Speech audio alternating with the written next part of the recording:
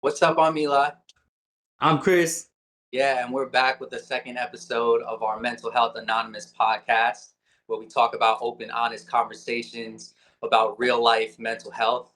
We're just people speaking from lived experience, and our mission is really just to help people talk things through realistically, share real time, real life experiences, and change lives one day at a time.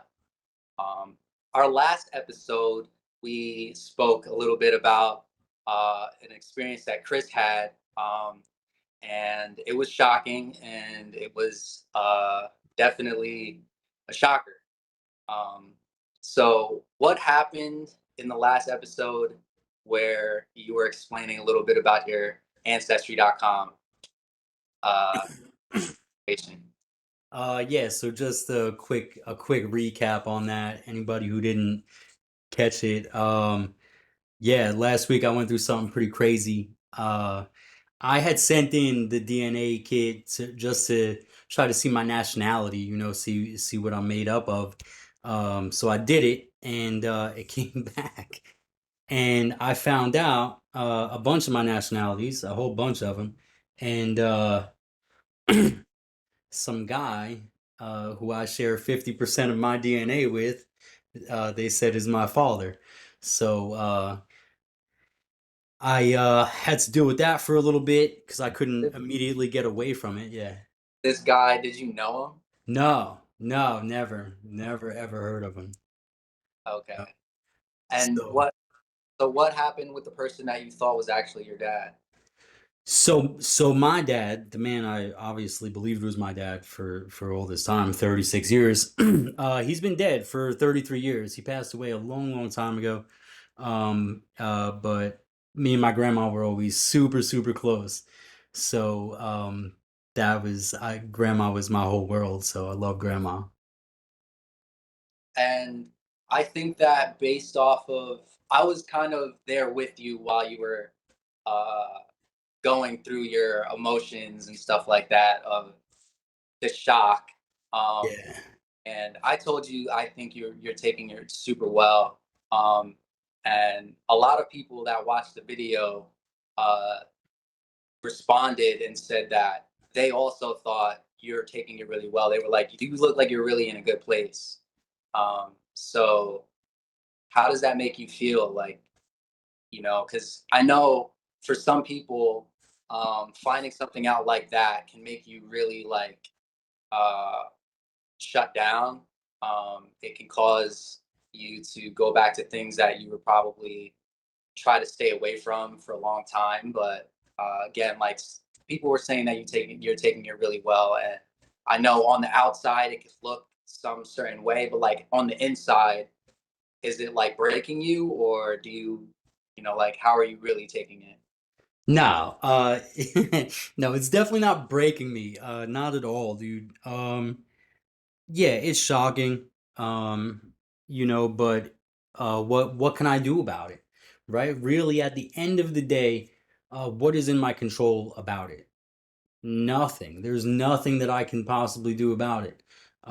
So it is what it is, and I'm calm with that, and I'm at peace with that, and um, I did find him. I did Google. I did a whole lot of Googling and stuff like that, and I found him. And I reached out to him. He didn't reach out back yet, but if he does, cool. If he doesn't, that's cool too. I don't care, dude. I understand so many different situations and walks of life, and I'm not innocent, right? So I can't be a hypocrite about anything ever. Um, so I'm not mad. I'm not angry at anyone. Like I said, me and my mother had such a beautiful open conversation about it, and that's what's beautiful about timing, right? Is that I was able to handle it now.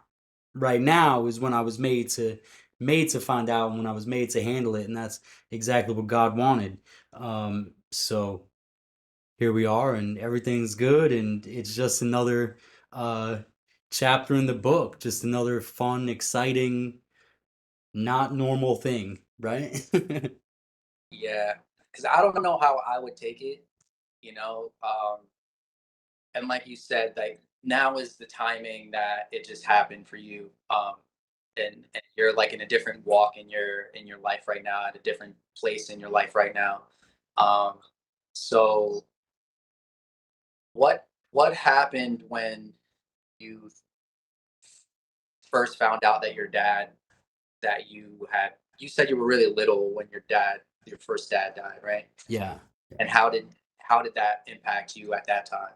Oh my God, it was nuts. So I really had no idea, right? So I was too young. I was just a little boy. You know what I'm saying? So um, there was a man, my baby sister's dad, that I believed was my dad because that was who my first memories were with.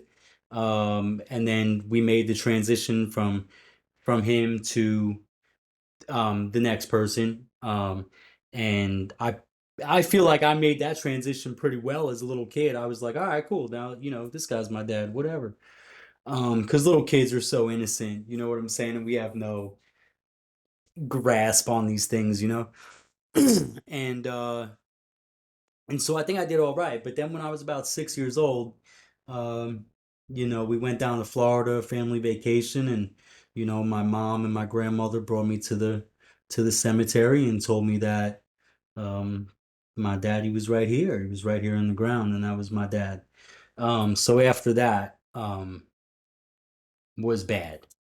After that, that was a breaking point for me as a child. I feel like that's when my little innocent mind broke. My little innocent child mind broke in half was at that moment. You know what I'm saying? It was too much. It imploded really in my mind at that point, and after that, it was just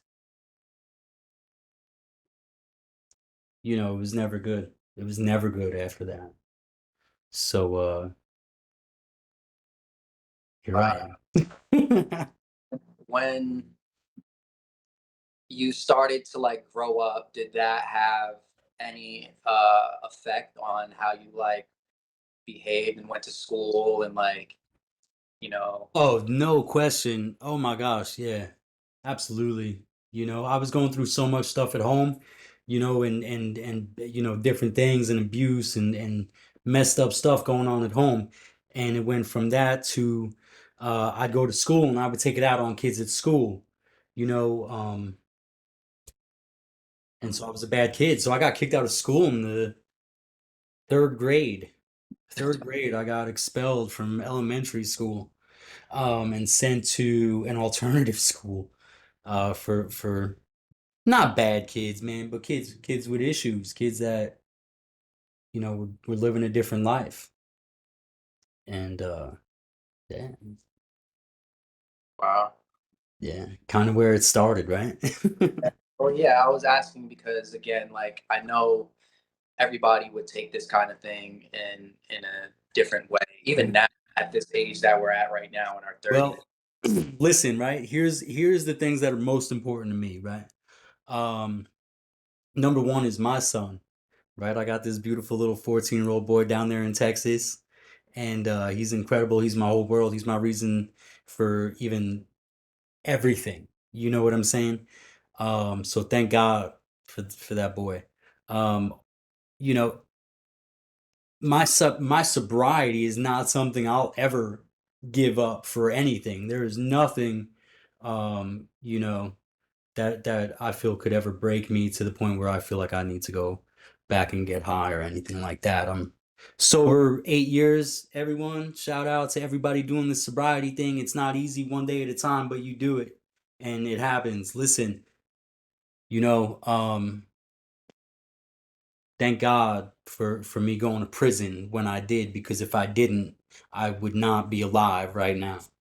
um because of the drugs. So I've been sober 8 years now, and it's fucking incredible. And I love just being happy, dude, and just going and enjoying the things that life has to for you to see and touch and be in. And you know me, dude, but I'm always hiking, always, Cape Cod, and doing as much outdoor stuff as I can. I'm just all the way just trying to enjoy life.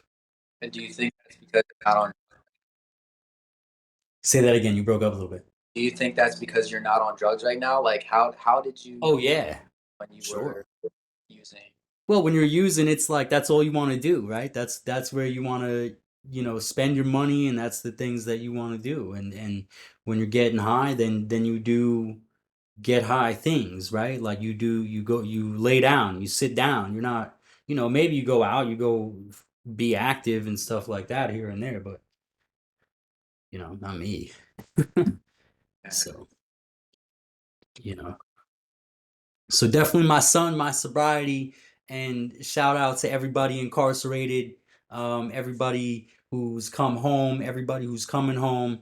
Let all the good guys go, please, because there's so many good people behind bars that we mess up. We mess up.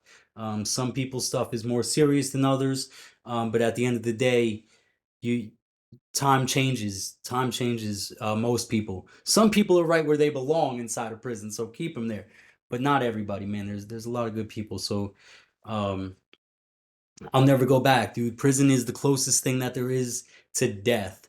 um Sitting in Sing Sing for 3 years, rotting away, coming up to Woodburn and into the mediums and rotting away, it was just absolute hell on earth. It was miserable every day of it. um Except the days that we did our stuff, you know what I'm saying? Because we had a whole lot of fun. So never give up my life for anything. It could always be a lot better. It could easily be a million times worse, right? And that's for anybody. That's for anybody. So I just want to do my part now with the rest of my life. I want to do my part in helping people communicate and express it and get it out and share and trust and believe and have faith and be happy and find peace and love and togetherness. And man, when you drop the chaos, life is different. When you drop the chaos, when you don't have time for the chaos, life is different.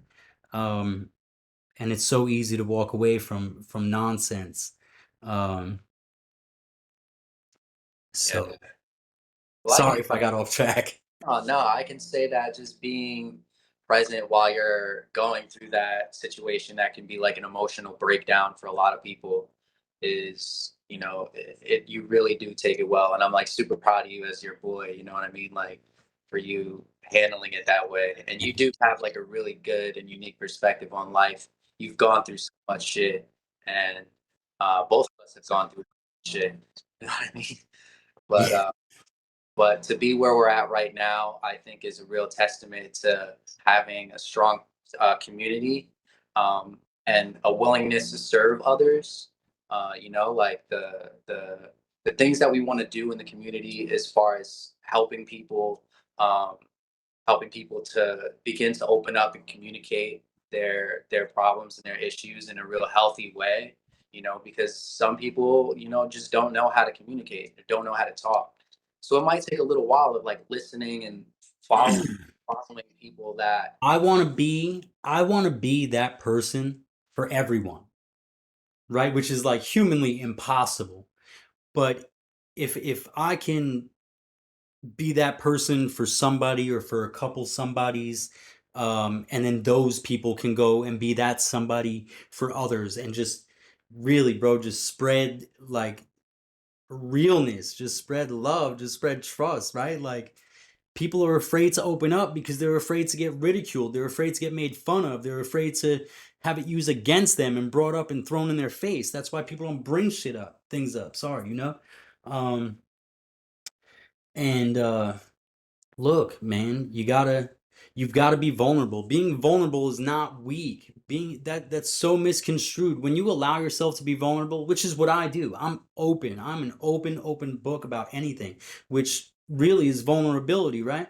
But I don't see it like that. I don't feel like I'm leaving myself exposed. I feel like I'm putting myself out there to show that that you can get through anything and smile. You can get through anything and be okay. We've made it through situations. We should be dead. We're not dead. We're still here. God gave us life. God gave us life, and we have people in our lives that love us. We all have somebody, and if we don't, I'm here.